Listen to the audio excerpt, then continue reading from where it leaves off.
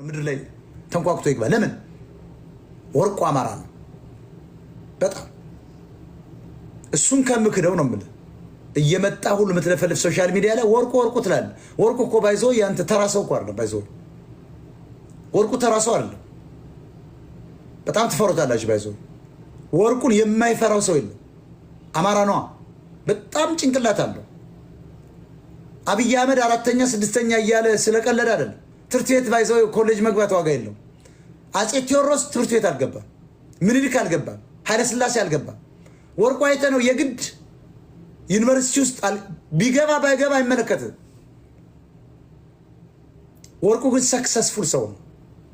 ወርቁ 1 ሚሊዮን ዶክተር ቀጥሮ ያሰራል። በቃ የሲኢኦ ኃላፊ ነው። የራሱ ድርጅት የሲኢኦ የዚያ ሁሉ ዶክተሮች አሁን የቀጠራቸው ነገም 1 ሚሊዮን ዶክተር ሰላም ቢሆን ቀጥሮ ማሰራት የሚችል ነው። አምሮ የዚያን ሁሉ ሚሊዮን ዶክተር ግን የሚወስነው እሱ ነው። ስለዚህ ተወሱ ዘርፎ በላ የምትል ትግሬ ነው። ለአማራ ሰዎችም የዘርፎ ፈሳ ስለበለጠ ነው። ጅብ ጋልቦ ነው ትለዋለህ፣ ዘርፎ ነው ትላለህ። ምን ማለት ነው? መዝረፍ ከተቻለ እንደ ወርቁ አይተህ ነው ሂደህ ዝረፋ። ታዲያ ስለበለጠህ ጅብ ጋላቢ ትላለህ፣ ፀጉሩን ተላጭቶ ተንከባለው ትላለህ። ስለተበለጣችሁ ነው። በተለይ የጎጃም ሀብታሞች አበጥረው ነው የሚበልጧችሁ። አማራ ሲበልጣችሁ አትናደዳላችሁ። ዘርፎ ነው ምናምን ትለኛለህ። ከየት አባትህ ነው የሚዘርፈው? የአማራ ሰው ይደግ ተብሎ ተኝቶ ተደብቆ ነው በ10 ዓመት ውስጥ ሲፈቱት ሰው የሆነው። ሰው አድርጓቸዋል ብዙዎቻችሁን አውቃለሁ። ጠላቶቹ ግን ሆናችሁ የተነሳችሁት የወርቁ ገንዘብ የሰጣችሁ ሰው ያረጋችሁ ሰዎች ናቸው። በግልጽ እሱ ቢፈቅድልኝ እኔ ተርትሬ ነበር ለአማራ ሕዝብ ራቁታችሁን እንድትቆሙ ማረጋችሁ። ወርቁ ሰው ያረገውን አሁን እየከዳው ያለ ወርቁ ሰው ያራረገው ሰው የለም። የእሱ ጠላቶቹ ነው የቆሙት። የረዳቸው ሰው ያረጋቸው ሰዎች ናቸው። ከሃዲዎች ናቸው። ከሀብታሞች ጀምራችሁ ለማጥፋት ወርቁን ትሰራላችሁ። እኔ ግን ወንድሜን በጀርባው ለማጥቃት ከሚሄድ እኔ ዛሬ ብሞት ይሻለኛል። ለጠላቶቹ ኮሶ ሆኜ መራራ ሆኜ መቆም ነው የምፈልገው እንጂ ወርቁ አይተነውን ጀርባውን መውጋት አልፈልግም። ቆሻሻ ናችሁ። እኔ ባለሞራል ባለማተብ የአማራይቱ ልጅ ነኝ። የአማራይቱ ልጅ ወርቁ አይተነው የተባለን ትልቅ ሰው እኔ ከምክደው መሬት ይክዳል። ተራ ሰው አይደለሁ። ሞራል ያለኝ ማተብ ያለኝ አማራይቱ የአማራይቱ ልጅ የወለደች ነኝ። ሰው ቢገለው አልኩ እኮ ወርቁን ደሙን የምመልሰው እኔ ነኝ እያልኩ ነው። እኔ ነኝ እመነኝ። ማንም ሊመልሰው አይችልም። በእውነቱ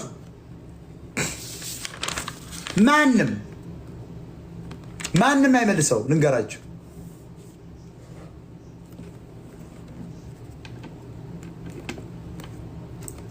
ስለዚህ እኔ አሁን ይቅርታ አድርግ ምናምን ትላላችሁ። ከሞትኩ በኋላ ምን ይቅርታ አለ ጎበዝ? ሲሸር አድርጎ አንድ ጊዜ ኮፒ ሊንክ አድርጎ ፕሮፋይል ላይ እንደነሱ ሰዎች እንደነሱ ዘልዛላ በሆን እኮ ዘልዛላ በሆን ኖሮ እኮ ተጫውተውብኛል። እኔ እኮ የሞትኩ ሰው ነኛው። መድኃኒት ጨምረው ለማጥፋት ተናግሯል። ለመውጋት ሞክሯል። ለማዋረድ ፎቶ ይዞ ቪዲዮ ይዞ ሞክረዋል። አልተሳካላቸው። እኔ አሁን የሞትኩ ሰው ነኝ። የሞተ ሰው እንዴት ይደራደራል? የጣላችሁትን ሰው እንዴት ትደራደሩል? ስለተረፍኩ ነው። እኔ እኮ ገለውኛል እኮ ማለት ይችላል። አማራ ነው ብያምኘ አማራ ናቸው ብያምኘ እንኳን እነዚህ ልደራደራቸው በእነሱ ዙሪያ ያሉትን ገና አጋልጣቸዋለሁ፣ ገና አታገላቸዋለሁ። እመነኝ። ምክንያቱም የአማራ ትግልን እየጎዱ ነው እነ ዘመነ ካሴ። እኔ አይደለሁም በየቀኑ ሴት ማዋጣ፣ እናንተው ናችሁ በየቀኑ የተለያየ ሴቶች የምታወጡ። ነዳኛዋል አላውቃችሁ። እኔ ሴት አዋጣ ብላችሁ ሄዳችሁበት ርቀት ያሳዝናል። እናንተ ግን በቀን 3 ሴት ታዋጣላችሁ። አንተ ሌባ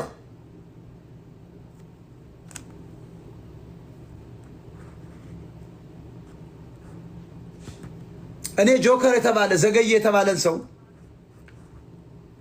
የወጣበትን አካል የወጣበትን ብልት የሚደክል ይሄ እኮ ሰው አይደለም፣ ተራ ሰው ነው። ላነሳውም አልፈልግም፣ ግን እነሱ የሚልኩትን ሰዎች ነው እምመታቸው። አለቀውም፣ በህግም በምንም አለቀውም። እየሰራንበት የትም ደግሞ አያመልጠንም። ስሙን ለማጥፋት አይደለም ጎበዝ፣ ከአካባቢ ሰዎች ከትላልቅ ሰዎች ያገኘነው መረጃ ነው። ራሱም እኮ እንዳለው 9 ወንጀል አለብኝ፣ በ10ኛ ብይዝ ምን ሆናለሁ? አንዴ የበሰበሰ ዝናብ አይፈራም ነው ያለው። እውነቱን እኮ ነው። ወንጀለኛ ነው፣ ገዳይ ነው። ሪኮርድ ወንጀል አለበት፣ በዓለም አቀፍ ደረጃ የሚያስጠይቅ ወንጀል አለበት። በወንጀል ተሳትፏል። ከዚህ ወንጀለኛ ጋር የተሳተፉ እነ ዳኘው ዓለም ወንጀለኛ ናቸው። በአገር ቤትም ወንጀል ሰርተው የወጡ ናቸው። አህያ ሰርቀው፣ በግ ሰርቀው፣ በሬ ሰርቀው የወጡ ናቸው። የቤት ኪራይ እኮ አልከፍልም ብለው እኮ ሰው ያስለቀሱ ናቸው። የተማሪ የዩኒቨርሲቲ ተማሪ እኮ ጓደኛ ብለው ክደው ትምህርታቸውን አስትተው ሜዳ ላይ ራቁታቸውን ይለቅቁ ናቸው። እኔም አውቃለሁ፣ ስለ ወንጀላቸው አውቃለሁ። አቡ ፋኖ የተባለ አቡ ምናምን ቅዱስ ብሎ መጥቶላቸዋል። አሰሪው ቂጡን የሚለጠልጥለት ሻይ የሚያቀርብ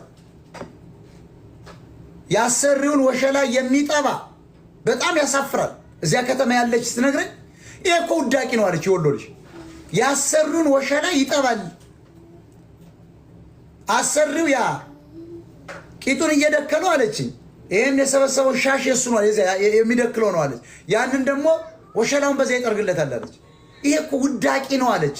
ሊፕስቲክ እንደ ሴት የሚቀባ ነው አለች። ያኛውም አሰሪው ሳውዲ አረቢያ ለ20 ዓመት ይለምጠው የነበር ነው። ቆሻሻ እኮ ነው፣ እናቱን አድርጎ የመጣ እኮ ነው ስትለኝ እኔም እኮ ውሸት አልጠለልኩ። ከሰፈር ሰዎች እኮ የሰማዋል። እነዚህን ማን እነግርሃለሁ አለች። ነገ ደግሞ ሌላ መረጃ እመጣልሃለሁ። ፊደል ከመቁጠር እነዚህ የሁለተኛ ክፍል ተማሪ ያልደረሱ መሀይሞች ፊደል ከመቁጠር ይልቅ የሴት ብልት እየያዙ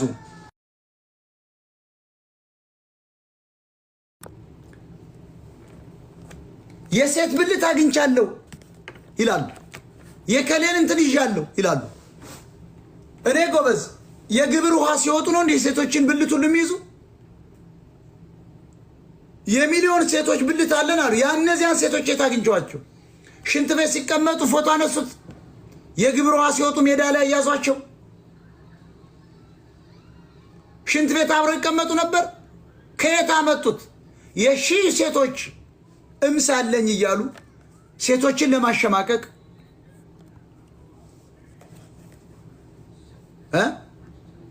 እኔ በጣም ያሳፍራል። የሴትን ልጅ እኮ ለማሸማቀቅና ገንዘብ ለመቀበል እኮ ነው። ያም ኦሮሞ ነው፣ ይህም ትግሬ ነው።